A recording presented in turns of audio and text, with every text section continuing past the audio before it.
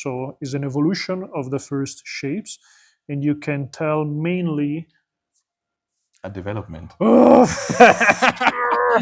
know. So from when It's not biology. yes, but it's like it's okay. it's common talking. Okay, again, so from the 1540s. 1540s. Welcome back. This is a new video brought to you by the Spadone project. Here is Nick in Udian. Today we are in Zurich in SKKG Foundation, and we brought you a really interesting and famous weapon, the unfamous almost Landsknecht Katzbalger. But before going on, of course, you can subscribe to our YouTube page to get updates and new videos. And most importantly, if you want, you can subscribe to our Patreon page in order to get updates about the project and support, of course, our ongoing research about the history of weapon. Most of you probably already know this kind of bladed weapon is one-handed, so something different from what we usually show in our videos. And this is the typical sword used by the Landsknecht during the 16th century, and more specifically, I would say from like the 40s on of the century. So this is not the usual shape you associate with the early Landsknecht. So is not associated with the first decades of the century, is more towards the 40s and maybe a bit afterwards. And you can tell mainly from the hilt shape. So first of all, there's a kind of difference in the handle. The first examples usually has a kind of fish-tailed, really long and streamlined, flared out pommel, with just a chunk, let's say, of actual grip of a different material. While this, we have this shell-style pommel, is quite, is smashed a bit on one of the plane, and there's plenty of representation of this kind of weapon. For example, right now I remember a collection of woodcuts of standard bearers from, if I remember correctly, some German areas. Or even Switzerland. Maybe, yeah. I don't remember exactly. We will get the source, and I remember distinctly this kind of shape. The other element is this knuckle guard here that is not present in the first decades of the century, something that then might develop even in more branches and complicated shapes. But you can still recognize the typical S-shaped crossguard here. This is basically just two big rings. Nearly closed. Yes, and this here there's some decoration, really interesting. It's not just plain steel. There is like an engraving. And it's twisted? Yes. So twisted, and you have an inlay of copper wire. Yes, and it follows basically all the rings on both sides, also the knuckle guard. We noticed that is not replicated as well on the pommel. So we guess maybe. But we also said that the pommel kind of still fits the finials. Yes. Like there was still coherence. Just we were a bit surprised that there was not some copper as well. But still seems a nice thing. In general, we think this is original. Yeah. Even leather and wood. Yes, a bit damaged here. But not too bad, actually.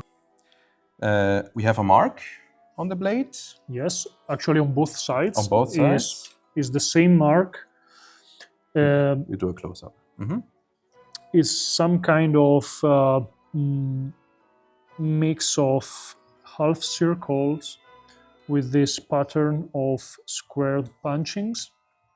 It reminds me a lot of other marks we have seen around. For some reason, it reminds me of the sickle marks, but it's not exactly that kind of shape, but somehow I would say is quite common of decoration.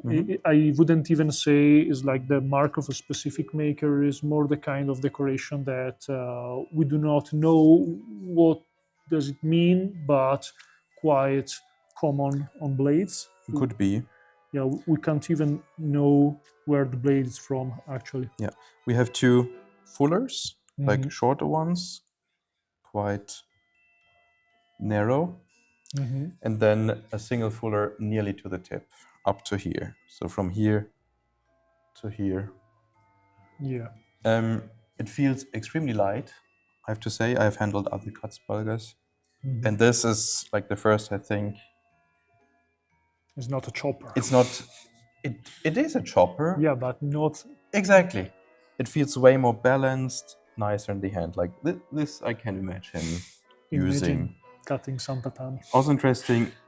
These are nicks, at least blade nicks. Like the shape is consistent with what we know what a blade would do. If it was somebody else hitting with the collection, we don't know. But this is made by another blade for sure. Probably sharpened more than once. Yes. I see that the silhouette of the blade is not perfectly straight. Yes. There's some parts that are more like here is like seems like a bit narrow here. Then, and there's no real ricasso. I mean, is meant to be sharpened all over the edge. It actually feels sharp. Like even if you hold it, you feel it. And the cross section is really flat and lenticular, so feels really like. And finally, of course, the rounded tip, quite iconic. Yes, it's for a classic. These swords. We cannot tell if it lost a part of the tip, was shaped as round in a second moment to fix a break, or if it was meant like this from the start. I mean, we have proof of both tipped and rounded tip Katzbalger. But yeah, I really like this one, I have to say. Yeah? I usually prefer the early style of this kind. So I associate this with a less deep renaissance than the first decade, so it fascinates me a little less. But yeah, it's the first time we actually see one that is almost completely in shape, so it is nice. And I think this is pretty all. So again, if you want to subscribe to our YouTube channel, you can support us. And most important, if you want to subscribe to our Patreon page, it's just like €2 a month.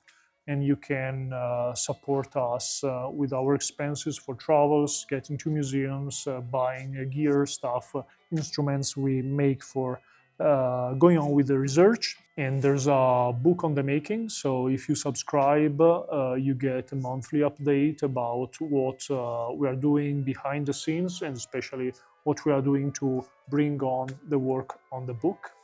So that's it. Thank you for watching, and see you soon. Bye.